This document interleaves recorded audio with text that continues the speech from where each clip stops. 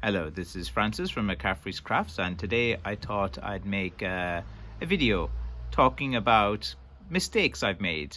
Sure, one part of growing as a craft person or as a stick maker is you have to learn from your mistakes. You have to, make sure that you don't repeat them. And I thought today would be an interesting, just a little random chat again. You seem to like these ones where I just kind of talk about mistakes that I've made over the years, and hope that this bit of advice helps you. First thing is with the seasoning of the sticks.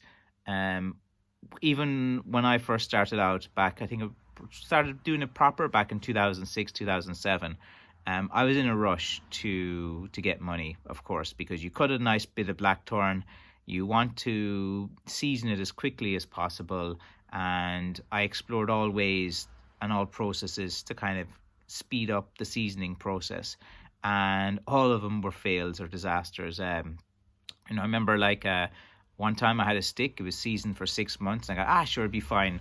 I worked on the handle, I carved it, put the finish on and everything, and then it just cracked. It just cracked pretty rapidly within about a month. There's a number of mistakes you can make with the seasoning of the wood.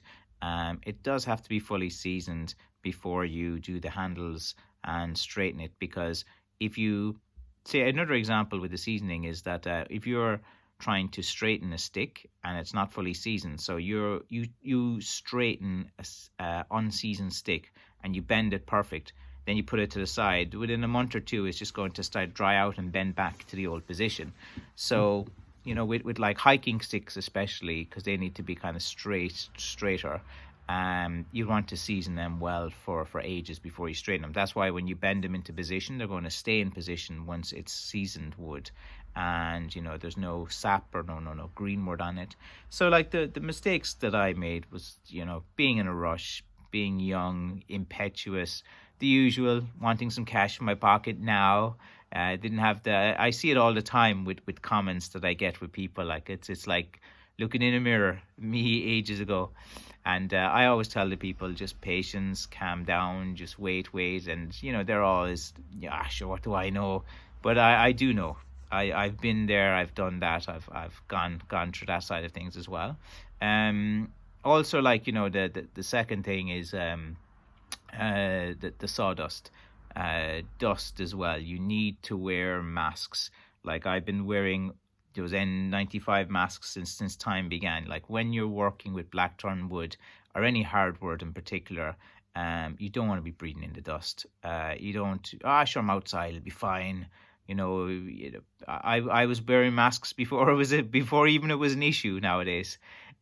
So like I wear masks all the time when I'm working with woods, when you're working with the finishes, when you're working with the paints. It's kind of important to do that as well, because if you don't, it's going to mess up your lungs. You're going to have problems breathing. It's going to be quite difficult to deal with. So even when I was first starting out, I was not wearing the masks when I was doing maybe some spraying or some paints and finish, and then I'd find myself like breathing difficulty and getting this kind of like asthma type of thing in winter time. And it was all because you just sometimes you just say, sure, the masks, I'll get it later, I'll be fine for one day, but not really.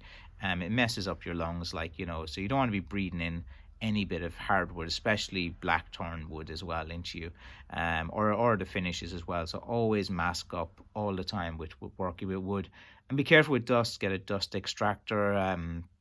You don't you dust isn't your enemy. It's pretty good to keep dust as well. To in a little bag, you can mix it with glue and you can fill different things up, and it's kind of handy to have as like a wood filler and stuff as well. So that's the only use out of dust. Another mistake I made is in cutting the blackthorn, thinking I'm a young man, this is easy. No, it isn't. It's like I even did stupid things like not wearing gloves one day, and just not wearing many protective gear and just getting poked and like a pin cushion. Having the wrong saw, or just having something that's a bit awkward.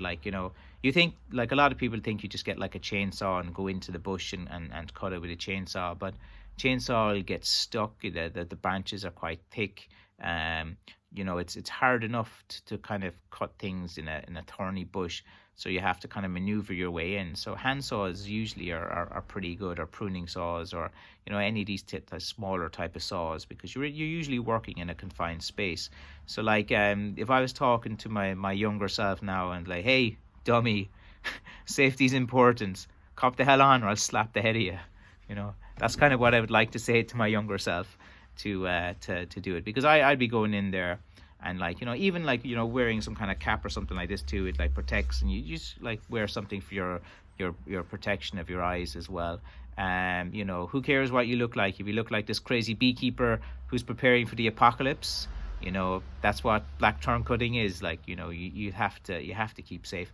Like, you know, a lot of people get injured, and it's one of my pet peeve things about people cutting blackthorn. You know, they just go in there, same as myself, and I was victim to as well. Sure, you know, you don't worry about safety, you don't worry about these things, but like, you know, like I got injuries that put me up for winter time, and I couldn't cut, and it was very difficult because I had to like pay someone else to try to cut the sticks for me and get some sticks in that way, and it like cut into profit margins one year particularly. You know, so if you do get injured, you're in a bit of trouble. And you know, that's the precarious nature of a stick maker as well, that, you know, when you're a kind of craft person or a one person business, if you get injured, it's a problem. You know, you're not going to be earning then. So, you know, for me, I try to, you know, be very, you know, careful when the cutting season starts, which is going to be soon. It's now, we're into the end of September. October, mid-October, the weather will start to turn. The leaves aren't really falling off the trees too much yet. I'll probably wait another month or so before I get to cutting, and you have that to look forward to this year, a season with cutting with Francis. You know, maybe that's a new series, cutting blackthorn with Francis. We can go out and do things. Once it's not raining or two things, because like I just record on the phone, so I don't want to get the phone kind of damaged, because I pretty much use that for everything, for taking pictures, for responding to messages. It's pretty much, you know, they say people get addicted to their phones. I'd be one of them myself now. So again, there's a few points there just to be aware of, like the safety, the you know, bending the sticks. You know, I've made loads of kind of mistakes over the years. You know, cutting my fingers and hands like countless times. Like, you know, you just get in the hand, so yeah, I'll be fine, I'm fine. You're not paying attention. You really have to have your A game on when you're holding anything sharp. You know, if you're distracted, or actually, one last point before I finish the video. Never do blackthorn, like cutting or carving or anything, if you've really got something on your mind that's troubling you, you know, and you're just thinking about other things. Like if some big problems happen at work or in life or in a relationship, and you think, yeah, you'll just go in and start working on blackthorn, it'll be fine. The thing is, you need to concentrate, or you might cut your hand, or you know, you don't lose a finger if you're working with saws or something like that. It's pretty, like if you're doing a bit of sanding at the top or adding a finish, fine, something like that. You know, if something on your mind, you just want to distract yourself, you know, like bending a stick, but don't be doing the dangerous stuff like cutting blackthorn, or anything with the tools where you have something on your mind, because you know, it can distract you. It's like driving a car, you need your attention. Like, you know, if you're not paying attention, you know, things can happen. So look, there's a kind of general chat. I'll just these random thoughts every now and again, and thanks for watching. Okay.